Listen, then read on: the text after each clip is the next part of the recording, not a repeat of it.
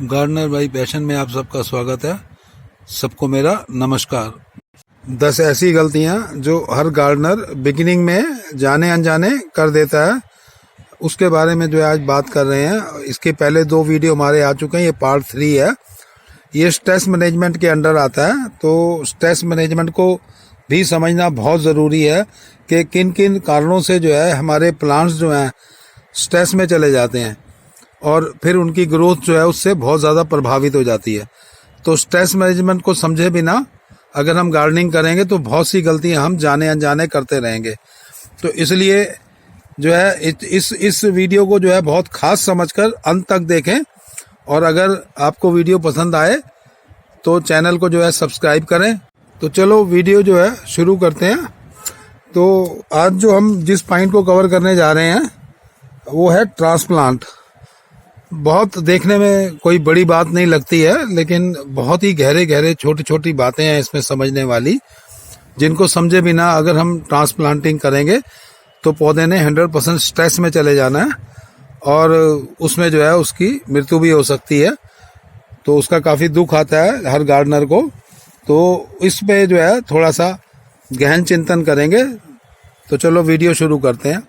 Transplant मुख्यतः जो है हम 3 कारणों से करते हैं। जैसे एक तो सीडिंग और जो सैपलिंग होती है उसको ट्रांसप्लांट करने की ज़रूरत होती है, और जो उसका दूसरा कारण होता है रूट बाउंडिंग।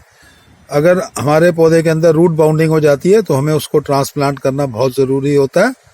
और तीसरा जो होता है हमारा, उसका कारण होता है कि जो हम बाज़ार से पौधे ले आते हैं उनको हमें अपने पॉट्स में, सुंदर पॉट्स में या किसी भी तरीके के पॉट्स में ट्रांसप्लांट करने की समय समय पे ज़रूरत रहती है। तो 3-4 कारण जो होते हैं ट्रांसप्लांट के, और भी हो सकते हैं। तो उन कारणों की वजह से जो है हम जो है ट्रांसप्लांट करते हैं। ट्रांसप्लांट करते वक्त हमको जो है सबसे ज़्यादा जो है ध्यान देना जो है ज़रूरी होता है कि हम उसको किस वक्त पे ट्रांसप्लांट कर रहे हैं और कैसे ट्रांसप्लांट कर रहे हैं।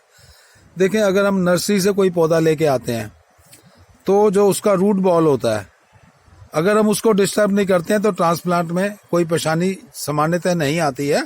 अगर आपने पॉट के अंदर प्रॉपर मिट्टी और ड्रेन होल जो है उसका अच्छे से खुला रखा है तो कोई समस्या उत्पन्न नहीं होती है। लेकिन कई बार ऐसा होता है कि कुछ मिट्टी जो है, कुछ प्लांट जो है जो हम नर्सरी से लेके आए होते हैं वो चिकनी मिट्टी में लगे होते हैं, और कुछ पूना का जो सामान आता है वो लाल रंग की मिट्टी में लगा होता है, जिसकी वजह से क्या होता है कि वो थोड़ी गर्मियों में बहुत ज़्यादा हार्ड हो जाती है और पानी अब्जॉर्ब करना बंद कर देती है। तो आप कह सकते हैं कि फिर नर्सरी में वो कैसे चल जाते हैं प्लांट, हमारे यहाँ क्यों नहीं चलते। तो ये भी छोटे से कारण को जो हम इस पे भी चिंतन कर लेते हैं कि क्या होता है, वो लोग क्यारियाँ बना देते हैं और नीचे भी जो है चिकनी मिट्टी लगा देते हैं क्यारी में।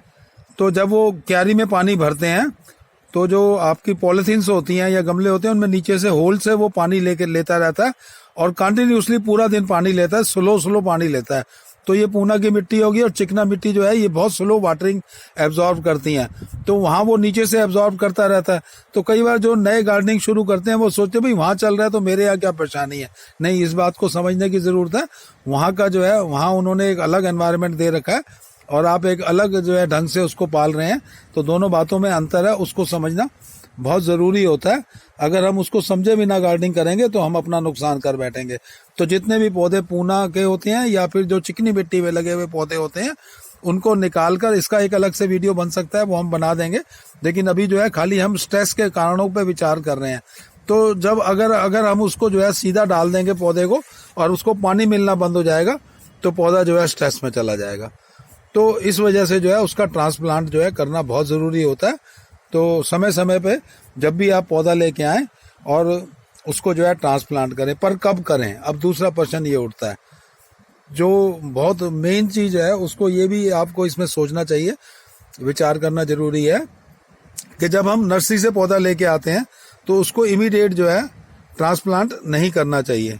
उसका कारण ये रहता है कि जो पौधा होता है वो एक एनवायरनमेंट में पल रहा होता है और आप एकदम जो ही उसको चेंज करते हैं तो चेंज ऑफ क्लाइमेट की वजह से जो है उसके अंदर जो है सडनली वो जो है स्ट्रेस में चला जाता है, और ऊपर से जो है आप उसकी मिट्टी उतार देते हैं तो डबल स्ट्रेस मिल गया, और डबल स्ट्रेस होने में पौधा जो है आपका मर सकता है। अब इसका जो है एक और आगे इसकी एक धारा हम और निकाल के चलते हैं कि डोरमेंसी में जब अगर पौधा जा रहा हो, जब भी पौधा जो है डोरमेंसी में जा रहा हो, तो अब उसको कभी भी रीप्लांट या ट्रांसप्लांट नहीं करना चाहिए, क्योंकि वो उसकी जड़ों ने काम करना बंद कर दिया है। ऊपर से आप उसको स्ट्रेस और दे देंगे तो पौधे के मरने के चांसेस कई गुना बढ़ जाते हैं। तो ये छोटी छोटी बातें हैं जो हम आज स्ट्रेस मैनेजमेंट के अंदर उठा रहे हैं। देखो वैसे कुछ बातें ना याद नहीं रहती हैं, लेकिन अगर आप स्ट्रेस मैनेजमेंट को समझेंगे तो ये छोटी छोटी बातें एकदम से समझ में आएंगी कि ये आप उसको स्ट्रेस दे रहे हैं पौधे को। तो फिर अगर पौधे को स्ट्रेस दे रहे हैं तो फिर उसके जो इफेक्ट्स आएंगे, जो उसके रिजल्ट्स आएंगे, वो फिर हमारे सामने होते हैं ना। फिर हमको उसमें समझना है कि भाई हाँ ये मेरी गलती से ही हुआ है, तो आगे से हम वो गलती नहीं करेंगे। तो ये छोटा सा एक पॉइंट था, इसको भी हमने जो है कवर किया कि डोरमेंसी में जानते वक्त कभी भी जो है प्लांट को जो है रीप्लांट नहीं करना चाहिए, ट्रांसप्लांट नहीं करना चाहिए। दूसरा होता है कि अगर जब आप ट्रांसप्लांट कर रहे हैं, कई बार क्या होता है कि कोई पौधा हमारे घर में ही किसी पॉट के अंदर लगा होता है और हमको उसमें बड़े पॉट की जरूरत होती है, क्योंकि उसकी रूट बाउंडिंग हो जाती है। लेकिन रूट तो हम कट कर देते हैं, लेकिन अब उसको जो है उसका साइज बढ़ चुका होता है, तो उसको बड़े पॉट की जरूरत पड़ जाती है। तो जब बड़े पॉट की जरूरत पड़ती है तो हमें जो है उसको जो है ट्रांसप्लांट करना पड़ता है या उसको जो है उसमें ट्रांसफर करना पड़ता है। तो उस समय हमें जो ध्यान देने वाली बात क्या होती है कि आप प्रूनिंग उस वक्त ना करें। मतलब आप दोनों में एक काम करेंगे, या तो आप पहले प्रूनिंग, या तो आप प्रूनिंग कर लें पॉट मतलब है प्लांट की, और या ट्रांसप्लांट करें। मतलब जब आप उसको रिपोर्टिंग कर रहे हैं तो आपको ये ध्यान देना है कि उस वक्त आपको प्रूनिंग नहीं करनी है। कुछ पौधे झेल जाते हैं, तो हो जाता है कई बार कि हमने कुछ पौधे के साथ किया था तो कुछ नहीं हुआ, तो हम सबके साथ वही करना शुरू कर देते हैं। यहाँ मिस्टेक हो जाती है कि कुछ पौधे जैसे बोगनविला हो गया, ये बहुत हार्डी प्लांट है।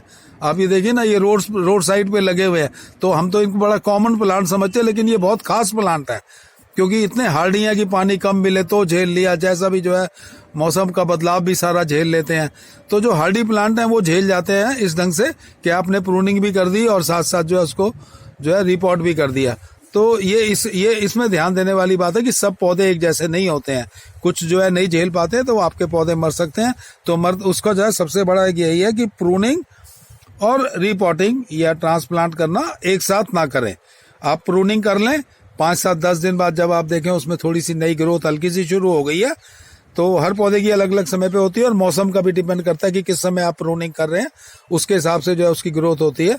तो उस वक्त जो है आप उसको ट्रांसप्लांट करें।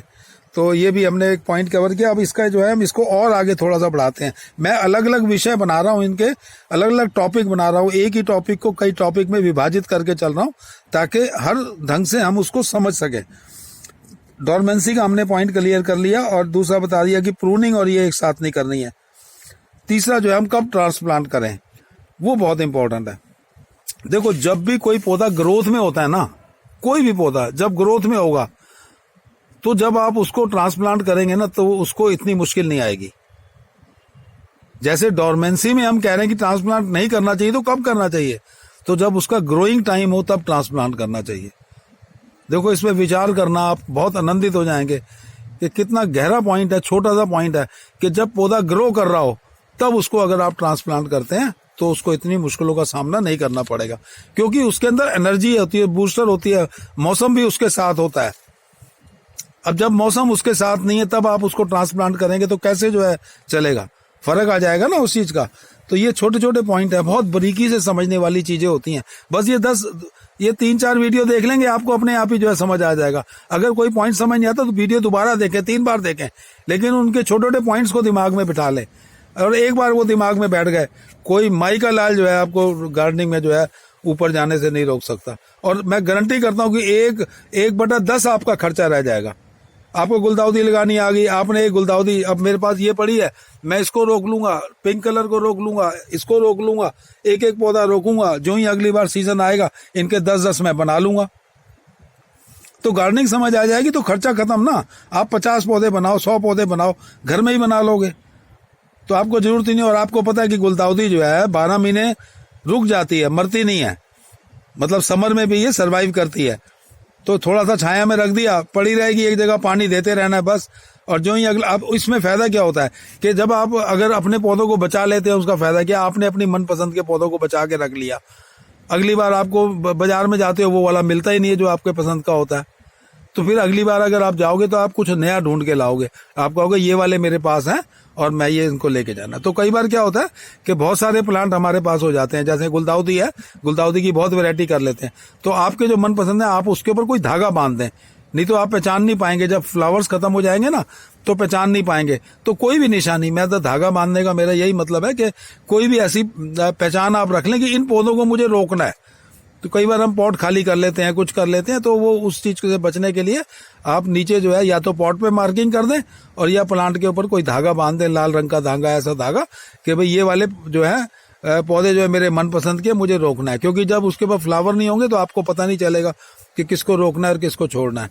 तो ये छोटे छोटे, मैं बीच में और भी कुछ बातें कर लेता हूँ, उसका कारण यही होता है कि ध्यान में आ जाती हैं। तो आप वीडियो देख रहे हैं तो उन चीजों को साथ साथ समझ के चलेंगे।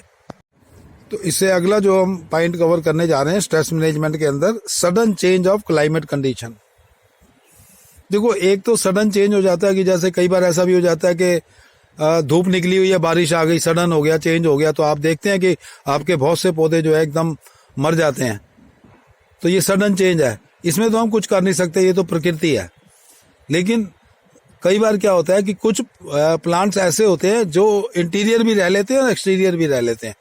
तो हम क्या करते हैं, उनको घर के अंदर रख देते हैं, घर के अंदर रख देते हैं और हम जो है उनको रखते हैं। फिर हमें ये भी हमको थोड़ी बहुत समझ होती है कि भाई हमको 5, 7, 10 दिन में इनको बाहर निकालना है। तो उसमें भी सडन चेंज ऑफ क्लाइमेट को जो है समझना बहुत जरूरी है कि आपका पौधा स्ट्रेस में ना चला जाए। तो क्या होता है कि इसमें बस छोटा सा पॉइंट है, उसको ध्यान कर लें कि पौधे को हमेशा अंदर रखा जाए तो सुबह के समय रखा जाए और बाहर निकाला जाए तो शाम के समय निकाला जाए।